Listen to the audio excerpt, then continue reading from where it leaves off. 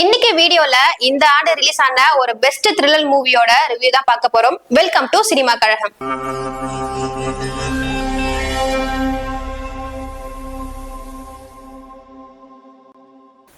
இந்த படத்துல அப்பாவி மக்களை கடத்தி, அதாவது தப்பு செய்யாத ஒரு அப்பாவி ஜனங்களை கடத்தி ஆள் அடையாளமே தெரியாத அளவுக்கு அவங்களை கொலை பண்ணி பெட்ரோலை ஊத்தி எரிக்கிறான். ஆனா கிளைமேக்ஸ்ல அந்த சைக்கோ கில்லருக்கே நம்ம சப்போர்ட் பண்ற அளவுக்கு இந்த கதையை ரொம்ப எக்ஸ்ட்ரானரியா எழுதிருக்காங்க. என்ன அப்படின்னா, ஒரு சைக்கோ கில்லரோட மூவி அப்படின்னு எடுத்துக்கிட்டாவே அவன் எடுக்கிற ரிவெஞ்ச் தப்பு பண்றவங்களை தண்டிக்கிற மாதிரிதான் இருக்கும். ஆனா இந்த படத்துல ஒரு ட்விஸ்ட் இருக்கு. அந்த ட்விஸ்ட் நம்ம எல்லாருமே அதிர்ச்சி அடைய வச்சதுன்னே சொல்லலாம்.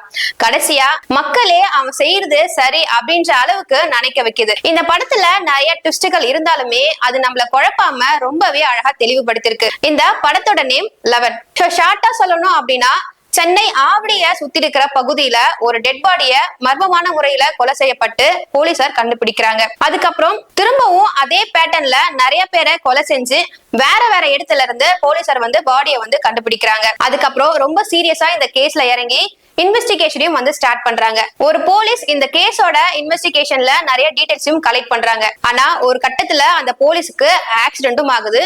அப்பதான் நம்ம ஹீரோ என்ட்ரியும் ஆகுறாங்க. அப்புறம் நம்மளோட ஹீரோ அந்த கேஸ் எடுத்து இன்வெஸ்டிகேஷனையும் ஸ்டார்ட் பண்றாங்க. அதுக்கப்புறம் ஹீரோ அந்த சைக்கோ கில்லரை கண்டுபிடிக்கிறாங்களா, அந்த சைக்கோ கில்லர் ஏன் இவ்வளவு கொடூரமா இந்த கொலைகளை பண்றா, அவங்கள கைது செஞ்சாங்களா அப்படின்றதுதான் இந்த மூவியோட மத்த கதையே. சோ கேரக்டரோட பெர்ஃபார்மன்ஸ் பத்தி சொல்லணும் அப்படின்னா, ஹீரோ நவீன் சந்திரன் ரொம்ப டைனமிக்காவே பிளே பண்ணிருக்காரு.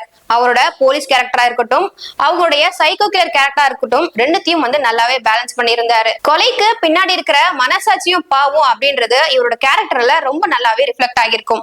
ஹீரோனியா ரியா பிளே பண்ணிருக்காங்க. இந்த படத்துல ஹீரோயினி இருந்தாலுமே அவங்களுடைய கேரக்டர் ரொம்பவே ஸ்ட்ராங்கா இல்ல அப்படின்னு தான் சொல்லலாம். ஹீரோயினியோட பாஸ்ட்ல இருக்கிற ஒரு அன்கிளியர்ட் இஷ்யூ தான் இந்த மூவியோட மெயின் ட்விஸ்ட புல் பண்ணது அப்படின்னே சொல்லலாம். ஹீரோனியும் இதுல இன்டைரக்டா ஒரு நெகட்டிவ் ஃபோர்ஸ் அப்படின்னே சொல்லலாம். இதுல ஆக்டர் அபிராமி அவங்களும் நடிச்சிருக்காங்க. அவங்க ஒரு பிரின்சிபல் கேரக்டரை பிளே பண்ணிருக்காங்க. அதுல பாஸ்ட் லைஃப் சம்மரிய ரொம்ப வெயிட்டாவே கொடுத்திருக்காங்க. சோ இந்த படத்தோட ரைட்டர் அண்ட் டைரக்டர் யாரு அப்படின்னு பார்த்தா லோகேஷ் அஜில்ஸ் தான்.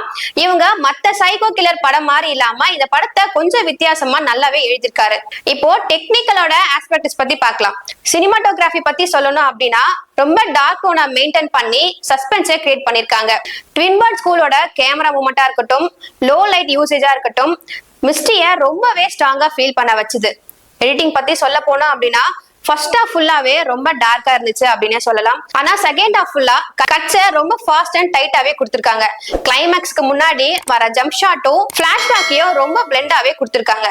மியூசிக்க பத்தி சொல்ல போனா, டி இமான் அவங்களோட பிஜிஎம் படத்தோட மேஜர் ஸ்ட்ரென்த் அப்படின்னே சொல்லலாம். எமோஷனலா அண்டர்லைன் பண்ண ரொம்பவே ஸ்மூத்தா இருக்கு. எஸ்பெஷலி கிளைமேக்ஸ்ல டென்ஷனை ரைஸ் பண்றது ரொம்பவே நீட்டாவும் கொடுத்திருக்காரு. சோ இந்த கான்செப்ட் ஃப்ரெஷ்ஷா இருந்தாலுமே ஸ்கிரீன் பிளே ரொம்ப இன்பேலன்ஸ்டாவே இருந்துச்சு.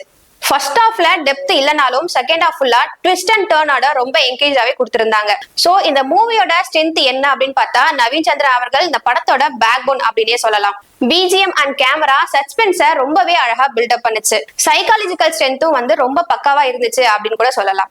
கிளைமேக்ஸோட ட்விஸ்ட் ரொம்ப சாலிட் அண்ட் எமோஷனலாவே இருந்துச்சு.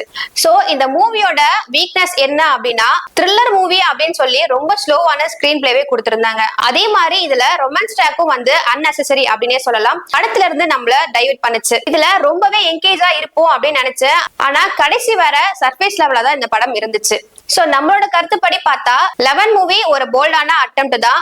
சைக்கோ த்ரில்லர் படமா இருந்தாலுமே இதுல பாசம், பாவம், மனசாட்சி அப்படின்னு ஒரு எமோஷனல் டெப்த இந்த படத்துல கொடுத்திருக்காங்க. நவீன் சந்திரன் அவங்களோட பெர்ஃபார்மன்ஸ் ரொம்பவே ஹைலைட்டா இருந்துச்சு. அதே மாதிரி டி இமானோட மியூசிக்கும் இதுல நல்லாவே இருந்துச்சு. ஆனா ஸ்கிரீன் பிளே ரொம்பவே ஸ்லோ அப்படின்னு தான் சொல்லலாம். எஸ்பெஷலி ஃபர்ஸ்ட் ஹாஃப் பார்க்கணும் அப்படின்னா நம்மளுக்கு கண்டிப்பா பேஷண்ட் லெவல் வேணும். ஆனா செகண்ட் ஹாஃப் ஃபுல்லாவே ட்விஸ்ட் அண்ட் டர்னோட ரொம்ப என்கேஜிங்கா கொடுத்திருந்தாங்க. மொத்தமா சொல்ல போனா கான்செப்ட் ஃப்ரெஷ்ஷா இருந்தாலும் எக்ஸிபிஷனை ஃபுல்லா சாட்டிஸ்ஃபை பண்ண முடியல அப்படின்னு தான் நம்ம சொல்லலாம். நீங்க இந்த படத்தை பார்த்துட்டீங்களா? இந்த படத்தை பார்த்ததுக்கு அப்புறம் உங்களுக்கு என்ன தோணுச்சு? இந்த படத்தோட ஒப்பீனியன் என்ன அப்படின்னு மறக்காம கமெண்ட் பண்ணுங்க. இதே மாதிரி இன்னொரு வீடியோல பாக்குறேன். அதுவரை உங்களிடம் இருந்து விடைபெறுவது நான் பிரதீக்ஷா.